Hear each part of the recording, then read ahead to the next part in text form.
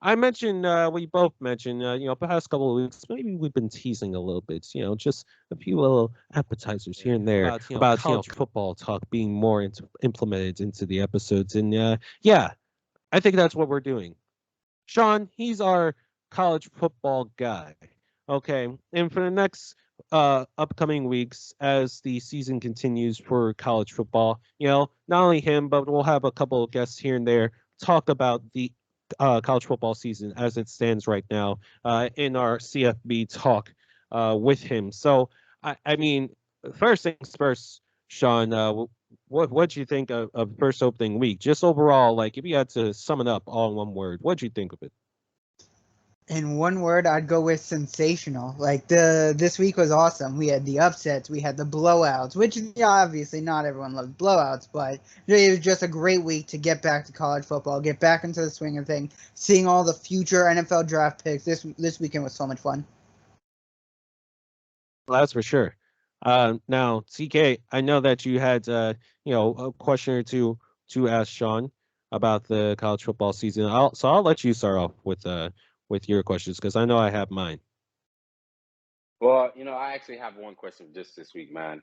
Last week made a pretty questionable take on how you felt about Georgia, man. I thought, and for everybody on here, if I'm wrong, correct me.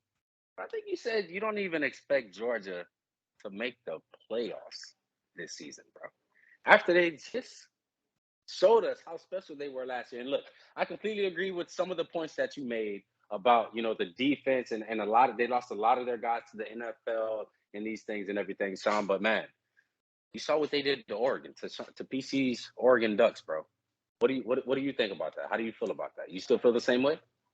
I am a man who can admit when I was wrong. And I was wrong about the Georgia Bulldogs. I thought their offense last year, it struggled at times. Stetson Bennett looked pretty terrible. He looked like another Jake Fromm for them. I expected their defense to take a drop off with all the additions that they lost into the NFL draft. Everyone that left, I thought, it would take some time to get back to that level. And yeah, I was 100% wrong. They looked like they were an NFL team, and Oregon was a high school team. This wasn't even close. This was a complete dominant performance by the Georgia Bulldogs.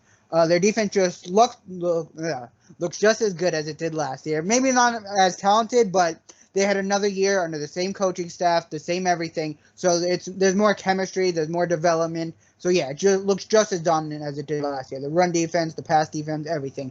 And not only is their defense still elite, their offense looks even better, which that was the one problem with them. They had the defense. They had arguably the greatest defense in college football history, but they didn't have a quarterback. They didn't have an offense. Stetson Bennett, he's taken a jump.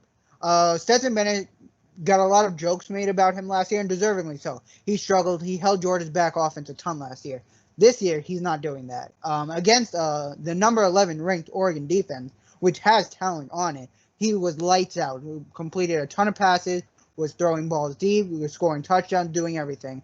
So I don't know what it is. I guess, like I said with the defense, just more chemistry, another year of coaching. He just needed some time with the number one offense, all the starters, to build something together. He needed that to be able to take the leap that he has now. And if he keeps playing like this, he could be the next in line of like the Joe Burrows, the Zach Wilson, who goes from complete nobodies, day 3 picks, to first round, top 5, top 10 overall NFL pick. So yeah, I was very impressed by Georgia, and specifically the quarterback, Stetson Bennett. He surprised me a lot this weekend. All right, and here's my second question for you. All right, so based off all the games that you were able to tune into and watch highlights of and everything, you know what I'm saying, Mr. College Football. That's what I'm going to start calling you from now on. All right. If let's just say, all right, that you had to, based on the games that you saw, like I said, from all the top players and everything, let's say that right now, if you had to select a Heisman winner, just based off week 1, who would your Heisman winner be and why?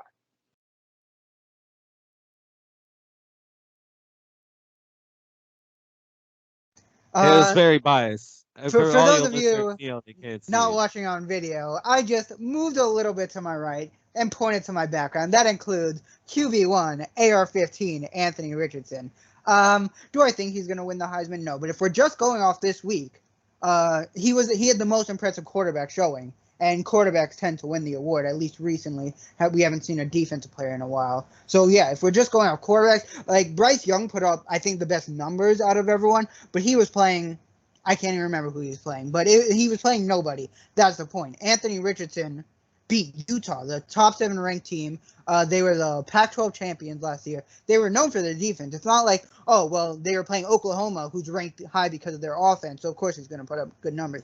No, Utah's known for their defense. They're supposed to have a great defense, a great secondary, and Anthony Richardson completely balled out against them. And not only did he ball, like, he's not on Alabama. He's not on Georgia. He's not filled with a bunch of 5 stars around him. His offensive line looked well, and the running game, largely due to him, performed well, but he doesn't have 5-star receivers all over the place. So the fact that without as much talent as a Bryce Young or a C.J. Stroud, he still looked just as good as them against way better competition.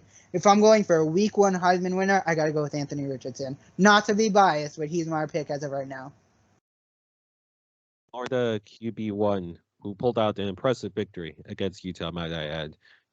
I mean, Utah quarterback from Rising, I mean, he threw a very questionable pick at the end. I don't know what he was looking at there, but I know the TK, receiver who did fell, that but interception remind you of? I can't put my finger on it. I think I know. Some NFL quarterback. It was a very familiar play. I think he played for the Seahawks. I think he did. Though. Yeah.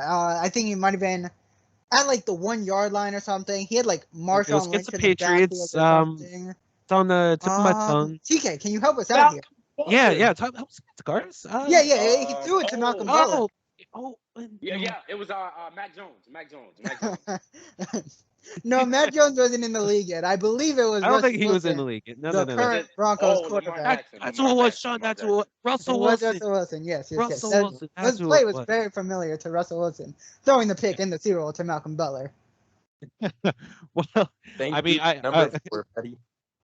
outside of the impressive showing from Florida in the upset in the swamp against the Utes. We had like you mentioned, Sean. It was a sensational Week 1. It showed why we all love college football. It saw Appalachian State of all teams give Ben's North Carolina Tar Heels damn near a heart attack as they almost pulled off an upset of monumentous proportions. We also saw a picture-perfect finish in the Bayou with LSU in Brian Kelly's first game against that team. So I just have one question, really. In the AP Top 25, of all the games that you watch, which team do you think is looking like, they're on fraud watch right now? So in the top 25, I have some teams that I know is going to be rising into the top 25. If we're talking about teams going out, falling down, the 2 that comes to my mind, I'm not even going to say a team. I'm going to say a conference. The Pac-12 did not look good this weekend. Mostly the 2 teams at the top between Oregon, who got destroyed by Georgia, and Utah, who, as we've said, got upset by an unranked Florida Gators squad with not a lot of talent on their team outside of the quarterback position. The Pac-12, they had, did they have a playoff team last year? No, Cincinnati was the 4th seed. So no, they didn't have a playoff seed last year, but a lot of people picked Utah and maybe even USC, Oregon. All of them are rumored to possibly, not rumored, but projected to possibly secure a playoff spot. That's not looking very well. I will say USC looked good. They didn't really play anybody, but they had a good performance. Their defense balled out. They had multiple pick sixes. Caleb Williams looked good. So yeah, I would say I'm not taking them out yet, but the other Pac-12 teams, it's not looking great for them. I definitely think we're in for a bit of a fall from Utah and Oregon. All right, interesting. Because I know I have an array of college football teams. Oregon, I'm not gonna lie, I didn't even know who the starting quarterback was until I found out it was Bo Nix of all people. I don't even know when he got transferred from Auburn to Oregon. In Dan Lanning's first game as head coach there, it did not go as planned, of course. But I think out of all here's another question. Out of all the coaches that made their debut, you had Dan Lanning, you had Marcus Freeman, you had Lane Kiffin. Which one do you think impressed you the most? Billy Napier. I should have figured. I should have figured. He's a Florida head coach. Bias. Yeah, no, I'm sorry. I'm trying not to be biased. But when you go with, like, who was the most impressive, it was the unranked team that's the head coach of a team that was coming off a disastrous year. They started off well, but then they lost 6 of their last 9 games. Dan Mellon had no idea what he was doing, had no idea who he was playing, had Anthony Richardson, who, as we saw, balled out, rotting on the bench 99% of the year. Damian Pierce, who's earned the Texans' RB1 job, he wasn't getting enough touches. So, yeah, Dan Mullen was a complete mess. He didn't know. He's a great recruiter, a great offensive mind, but when it comes to being the entire package of a head coach, he just doesn't have it all together. Billy Napier came in here. A lot of people was thinking LSU, they got the big hire from Notre Dame head coach. But no, it wasn't them, because we saw they looked embarrassing against an absolutely atrocious FSU squad. Lee, if you're listening to this, no. Stop trying to hype up FSU because you lost them. FSU is terrible. They've been terrible forever. They're going to continue to be terrible. This was not a great win by FSU. That's the beginning of something special. No, that's not what it was at all. It was an embarrassment from LSU and an absolutely atrocious game. They deserve the wide receiver, the QB, the offensive line, the head coach. They all deserve to be slandered. It was just a disgusting performance from them. So, no, it's definitely not the LSU head coach. Yeah, despite him being the most probably hyped up, not rookie coach, but new coach to a team. So, yeah, it's going to be Billy Napier from University of Louisiana Lafayette, I believe. That's where we got him from. Yeah, beating a top 10 team as an unranked, not a lot of talent on that roster.